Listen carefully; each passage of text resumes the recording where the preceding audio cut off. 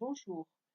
Aujourd'hui, je consacre cette vidéo à l'explication du rôle de référent quand on est aide-soignant ou ASH dans les soins, ou même infirmière.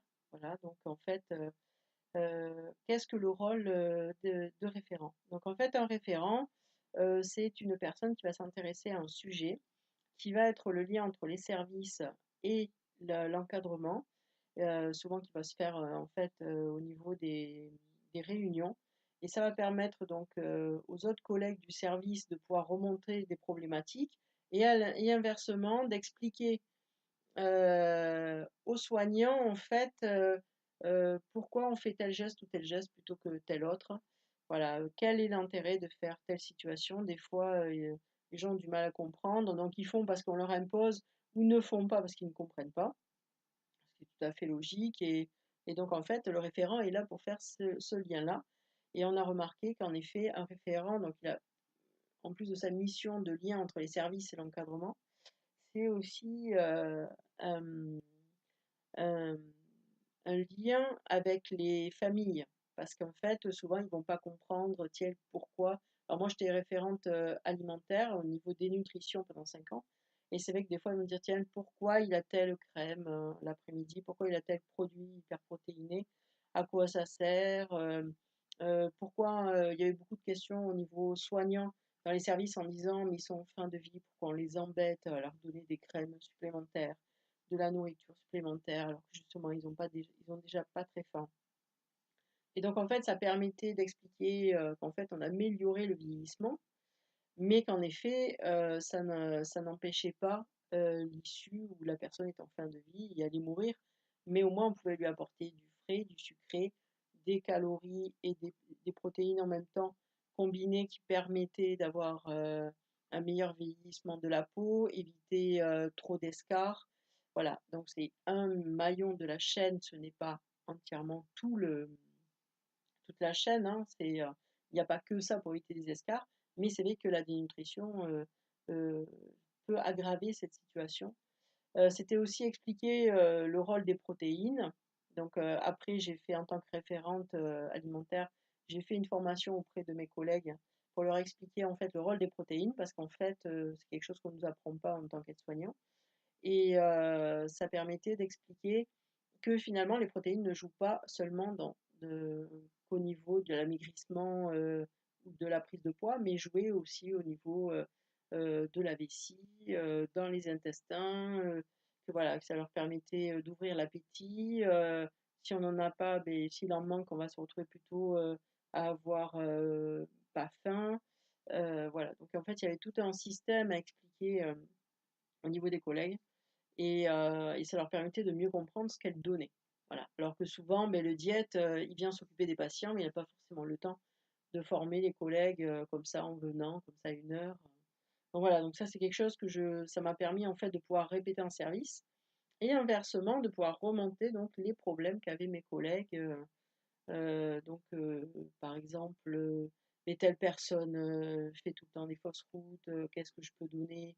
Parce que souvent on se sent un peu isolé, on a la peur de la fausse route, donc qu'est-ce que je peux donner? Alors on a tendance nous toujours à aller vers le mixé, on a tendance à toujours à donner du sucré et du froid parce que les patients en effet en fin de vie ont tendance plus à aller vers là.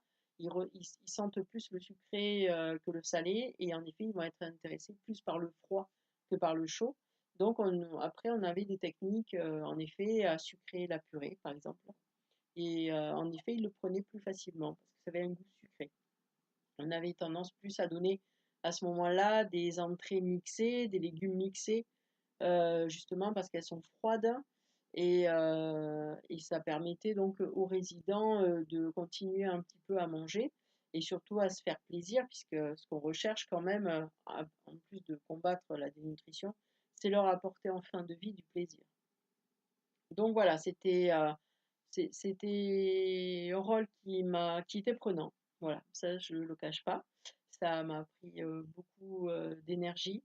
À côté de ça, ça m'a permis de faire autre chose que mon travail quotidien qui, des fois, pour moi, me pesait parce qu'il y avait une petite routine qui s'installait. Et donc, voilà, c'est ce qui m'a le plus intéressé là-dedans. Et ça m'a permis, donc en fait, d'être sensibilisée sur un sujet.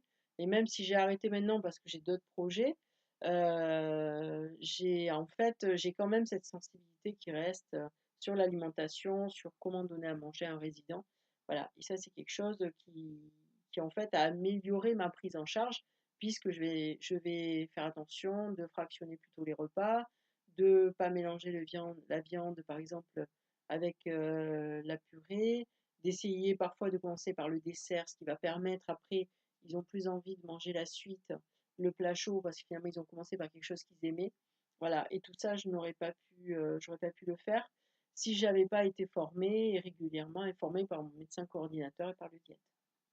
Voilà, donc c'est pour moi un rôle important. Alors ça s'est fait là, moi ça s'est fait dans l'alimentation, mais j'ai des collègues qui sont référentes incontinence, donc c'est aussi suivre, bah, ça c'est important que quelqu'un suive un peu et réévalue régulièrement notre travail, parce qu'on a tendance en fait à faire, mais après on a du mal à évaluer. Donc le rôle du référent aussi, c'est d'évaluer régulièrement ce qui marche, ce qui ne marche pas, comment le faire.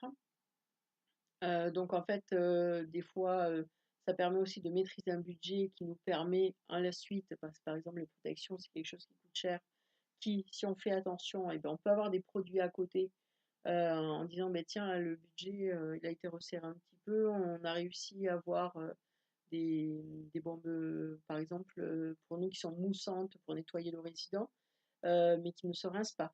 Donc en fait, un meilleur confort dans notre soin avec d'autres matériels qu'on n'aurait pas pu faire avant, puisqu'en fait, il n'y avait pas de suivi et donc souvent, il nous manquait, certaines protections ou alors on en avait trop des protections qu'on n'utilisait pas. Voilà, il y a aussi, j'ai d'autres collègues qui sont référentes, des placards, c'est-à-dire elles aiment bien ranger, elles aiment bien que ça soit rangé dans les placards. Un soignant, des fois, prend, nos robes et fait tomber tout le reste. Donc ça permettait, donc aux collègues de vérifier régulièrement en faisant le linge, parce qu'elles aimaient bien ça.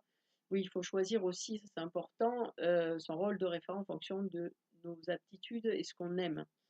Comme ça, on sera beaucoup plus investi. Et donc, en fait, régulièrement, elle remontait les informations. «Bah, tiens, j'ai remarqué qu'il manque ça, il faudrait faire ça par rapport à telle personne». Et puis, des fois, elle nous sonnait l'alerte aussi en disant «Attention, le linge est mélangé». Enfin, voilà, ça permet d'avoir un suivi. Donc, voilà. Donc, il y a plusieurs, en effet, il y a plusieurs endroits où on peut avoir ce rôle de référent. Et je trouve que c'est enrichissant, voilà. Donc j'espère que ça vous a bien éclairé sur ce rôle-là. C'est un rôle peu connu qu'on ne donne pas, qu'on n'informe pas forcément, à l'école et qui finalement se fait de plus en plus. Voilà. Je vous remercie, au revoir.